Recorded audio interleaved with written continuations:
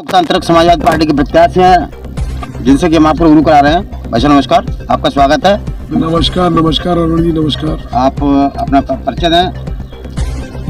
मैं मेगांव विधानसभा से लोकतांत्रिक समाजवादी पार्टी का प्रत्याशी एडवोकेट राकेश कौरव, जो हमारे राष्ट्रीय संरक्षक माननीय रघु ठाकुर जी, चुनाव चिन्ह सीटी इसलिए लिया है कि चोरों को भगाना है। 17 तारीख को अलर्ट करना है, क्योंकि चोर फिर ना घुसा है। अगर चोर किसी भी दरवाजे से घुसा है तो 5 साल रोने के अलावा कोई काम नहीं रहेगा।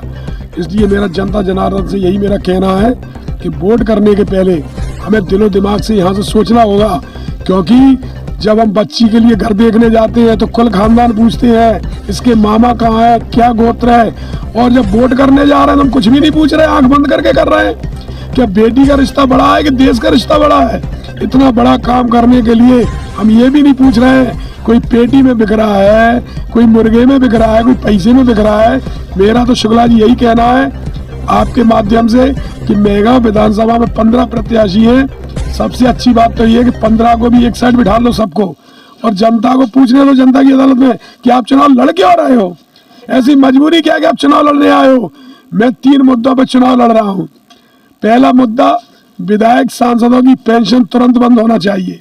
आपको पेंशन लेने का कोई अधिकार नहीं है।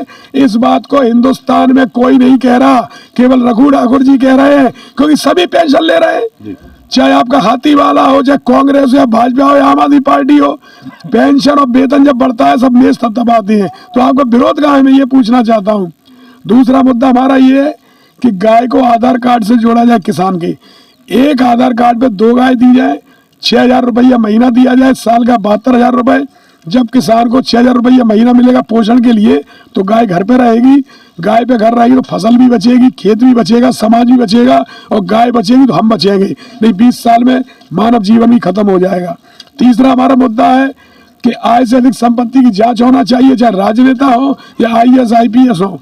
जिस दिन जब राजनेता पहली बार चुनाव लड़ता है तो हलफनामा देता है कि 2 बीघा जमीन 20,000 रुपए, 5 साल के बाद खरबों की अकूत संपत्ति हो जाती है। फिर झूठ बोलते हैं कि मेरे पास कुछ है ही नहीं है।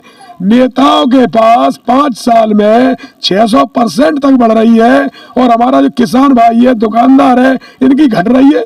जिसमें 20 बीघा जमीन है, 2 लड़के 10 बीघा रह गई, 4 लड़के 5 बीघा रह गई, और नेता की 2 बीघा से कितनी हो गई, 2,000 बीघा। ये क्या है? नेता करता क्या है? कल एक पत्रकार बंधु पूछ रहे थे मेरे को चंबल आज तक में कि कौरव जी नेता विकास करते हैं, काय का विकास करते हैं? आप सामने देख लो, ये गौरव में थोड़ा शुक्ला जी बना लेना, ये विकास है। ये नेता सांड की तरह चल रहे हैं।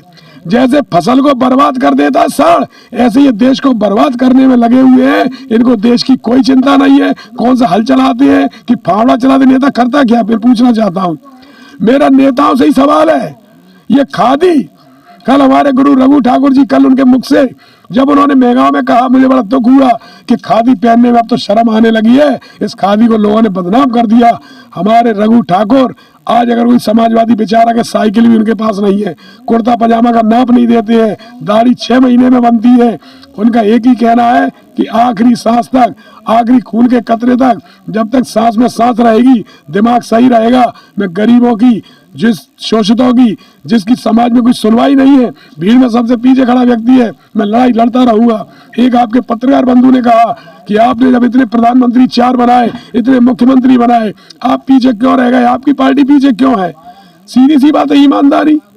ईमानदारी पीछे रहने का कारण है। उनने कहा मुझे राज्यसभा के लिए कांग्रेस ने भी कहा, भाजपा ने भी कहा, लालू ने भी कहा, समाजवादी पार्टी ने भी कहा, लेकिन मैंने उनसे एक ही बात कही कि अगर लोकसभा में बिल पास तुम्हारा होगा तो राज्यसभा में साइन रघु ठाकुर को करना पड़ेगा, और मैं गलत साइन कर नहीं सकता। इसलिए मैं आपका साथ नहीं दे सकता। इसलिए उनकी लड़ाई सबसे अलग चल रही है। हमने भी बीड़ा उठाया है रघु ठाकुर जी के सामने। वो तो सवाल के आधार से चलता है।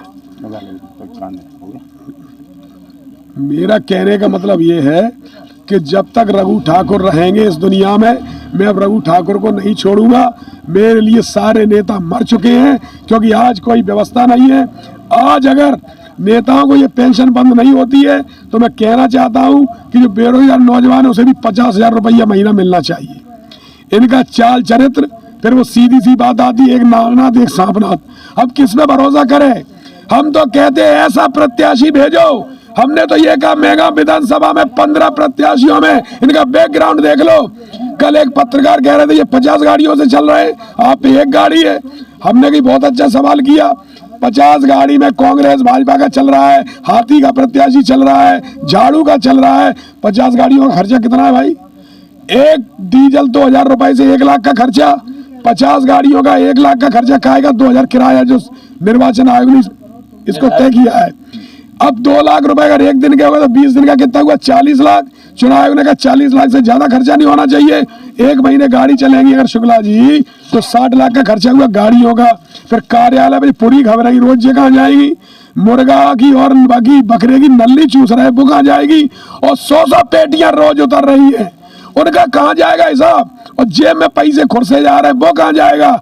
कल हमने निर्वाचन में भी कहा कि डमी प्रत्याशी की परिभाषा क्या है भाई? डमी प्रत्याशी को जो उतारते हैं, मैं कह देता हूं कान खोल के सुन लो कि डमी प्रत्याशी की गाड़ी में डमी प्रत्याशी के पर्चे होना चाहिए कि नहीं? जो चुनाव लड़ रहा है उसी का होंगे, दूसरे के हों। अगर दूसरे के निकल